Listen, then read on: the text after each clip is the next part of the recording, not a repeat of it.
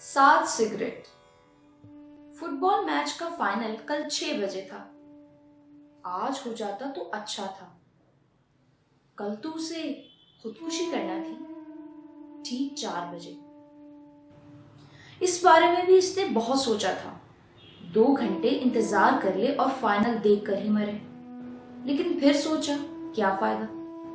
इसकी पसंदीदा टीम हार गई तो कैसी उदास मौत होने वाली थी।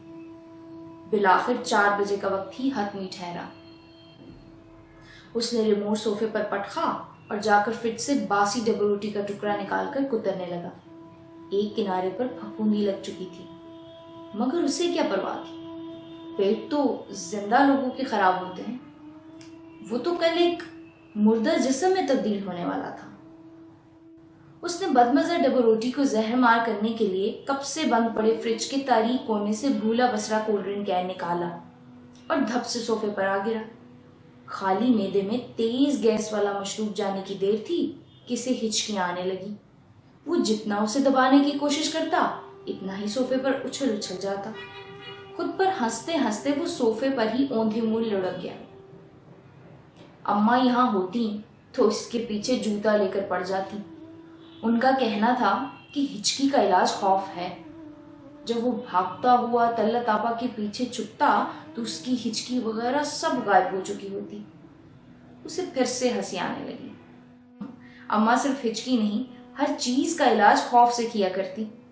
एक रोज जब उन्होंने उसे चुपके चुपके पंजाबी फिल्मों की वाहियात पोस्टर देखते पकड़ा तो नाजो कजा काट देने की धमकी दी। वो 8वीं में फेल हुआ तो साइकिल को आग लगा देने की धमकी। और फिर जब उसने अपनी अम्मा की लाडली बहन नुसरत खाला की इकलौती बेटी नादरा के रिश्ते से इनकार किया तो अपनी कलाई काट लेने की धमकी। वो हंसी से लोटपोट हो रहा था। अम्मा का नाम अम्मा नहीं, धमकी होता तो ज्यादा अच्छा था। हाँ, अचानक दरवाजे पर दस्तक हुई, मगर वो वैसे ही औंधे मुंह पड़ा रहा। दरवाजा जोर जोर से धड़धड़ाया जा रहा था। उसने कोई हरकत नहीं की। अगर तो ये उसका दोस्त अकील था तो भाड़ में जाए, अगर मालिक मकान था तो भी भाड़ में जाए, और अगर कहीं से भूला बसरा परवेज उसे उधार वापस लेने आ गया था तो वो खुद उठकर भाड़ में चला जाएगा। भाड़ में जाने का बड़ा शौक है जी। एक चंचल आवाज उसकी समातों से टकराई थी। जिंदगी के दिनों में ये आवाज उसके कानों में रस खोलती, सुहाने ख्वाब दिखाती, दिल लुभाती। मगर वो मौत के दिन गुजार रहा था। जिंदगी का हर एक वादा अब अपनी कशिश खो चुका था। हाँ है शौक तो, तुझे चलना है? वो तनक कर पूछता। मैं क्या करूंगी जाकर? वहां तो सिर्फ वो लोग जाते हैं जिन्हें जलना पसंद है। तू भी तो जलती रहती है सारा दिन साजदा से। हाँ, जलती है मेरी जूती, मैं तो जलाने वालों में से हूं। फिर तो तू भी भाड़ ही हुई। तभी तो तुझे भाड़ में जाने का इतना शौक है। तेज आवाज उदास खामोश कमरे में गूंजती महसूस हुई। मगर आज ये आवाज इतनी बारीक और चुभने वाली क्यों थी? शायद पहले की तरह वो इस आवाज में मौजूद जिंदगी कशीद करने से कासिर था। दरवाजे पर दस्तक अब बंद हो चुकी थी। उसने उठकर कमरे की बत्ती जला दी। हर जगह बिखरे पड़े कपड़ों, सिगरेट की खाली डब्बियों, सोडा कैन और खाने की चीजों के लिफाफों को फलांगता वो टीवी की साइड टेबल तक आया। सिगरेट की डिबिया में 2 ही सिगरेट बचे थे। उसने जल्दी से हिसाब लगाया। हर 3 घंटे के बाद एक सिगरेट के हिसाब से कल 4 बजे तक 7 सिगरेट बनते थे। ये जरूरी थे। अब क्या मरने से पहले ही मर जाता? वो हिसाब में हमेशा से अच्छा था। इसी हिसाब ने उसे प्राइमरी स्कूल में मास्टर साहब के साथ बैठकर ढेर सारे मकई चने खाने को दिए, और यूनिवर्सिटी में लड़कियों की बेजा खातिर मदारत भी। वो लज्जाती हुई कलीम भाई के पास आती और मुश्किल असाइनमेंट का रोना रोती हुई मुफ्त में काम करवा जाती। ये तो बहुत बुरा हुआ। बस 2 सिगरेट। ये 2 सिगरेट तो रात 2 बजे ही खत्म हो जाने वाले थे। बाकी वक्त वो क्या करेगा? उसे अजीब तंगी होने लगी थी। उसने खिड़की से झांक कर बाहर देखा। जो दरवाजा बजाने आया था वो जा चुका था। इस वक्त तो पैसे भी नहीं थे, वरना वो खुद जाकर गली की नुक्कड़ से सिगरेट खरीद लाता। और वो हफीज का बच्चा कह रहा था कि आज HR मैनेजर मीटिंग में है, कोई रसीद निकाल कर नहीं देगा, इसलिए ट्रैवलिंग अलाउंस भी नहीं मिल सकता। सिवाय पेट्रोल पंप की रसीद और एक रुमाल के उसकी जेब में कुछ नहीं था। और वो सिगरेट कहाँ से ले? ज्यादा रात हो गई तो वैसे ही मुमकिन नहीं रहेगा। हाँ, उसे कुछ करना होगा। और ये साला HR मैनेजर भी ना एक नंबर का हरामी, जानबूझकर तनख्वाह और अलाउंस लेट करता है, बॉस का चमचा। वो ये सोचते हुए अपनी बोसीदा जैकेट उठा चुका था, जो सिर्फ बाहर से ही काबिल दीद थी। अंदर का हाल ये था कि जैसे कांटों की भरी बाढ़ से उसे अच्छी तरह खुरचा गया हो। ये जैकेट उसका दोस्त अकील जर्मनी से लाया था। कहा तो उसने यही कि इम्पोर्टेड माल है, पूरे $50 में खरीदी है। मगर उस तक जैकेट इसी हाल में पहुंची कि अंदरून सारा झरझर कर रहा था और अंदरूनी जेब की जिप भी खराब थी। साला हरामी, वो भी एक नंबर का बेईमान है। काश वो उस वक्त जैकेट उसके मुंह पर मारता और जोर जोर की गालियां बकता। समझता क्या है वो अपने आप को? सारी जिंदगी वो इसके कंधे पर रखकर बंदूक चलाता रहा, नज़्में ये लिखता और यूनिवर्सिटी मैगजीन में छपवाता अकील, मेहनत ये करता और पास होते दोनों। साला पिस्सू, सारी जिंदगी खून चूस चूस के आखिर को मजलूम बन बैठा। टांग कट जाने से कोई अच्छा थोड़ी हो जाता है, माजूरी से बुराइयां और गुनाह थोड़ी झड़ जाते हैं।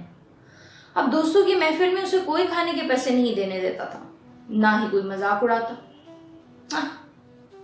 उसने गुस्से से सर झटका और बगैर सोचे समझे बैरूनी दरवाजे की तरफ बढ़ गया। अब वो क्या करता कि इसके पास कोई माजूरी नहीं थी? अब वो क्या करता कि वो बज़ाहिर बिल्कुल ठीक नजर आता है?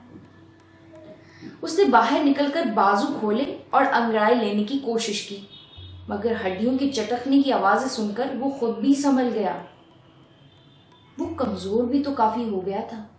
पिछले 2 महीनों से इसने सिर्फ डबल रोटी और केलों पर ही गुजारा किया था। स्ट्रीट लाइट की रोशनी में बैठे फकीर के हाथ में सिगरेट देखकर जैसे इसकी आंखें जिंदा हो गईं।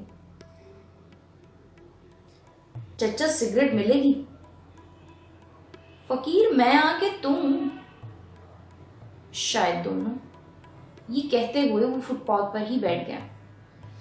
दोनों कुछ देर बिना बात किए आती जाती गाड़ियों को ही देखते रहे। चचा तुझे टांग कटने से कितनी दर्द हुई थी?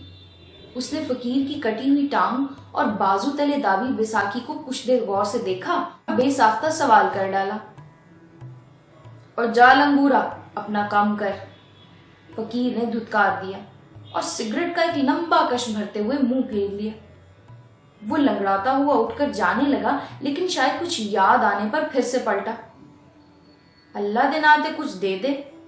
फकीर ने लहजे में रिवायती लजाजत लाने की भी कोशिश नहीं की थी, शायद अब तक वो भी थक चुका था। उसने जेब से बटवा निकाला और फकीर को थमा दिया।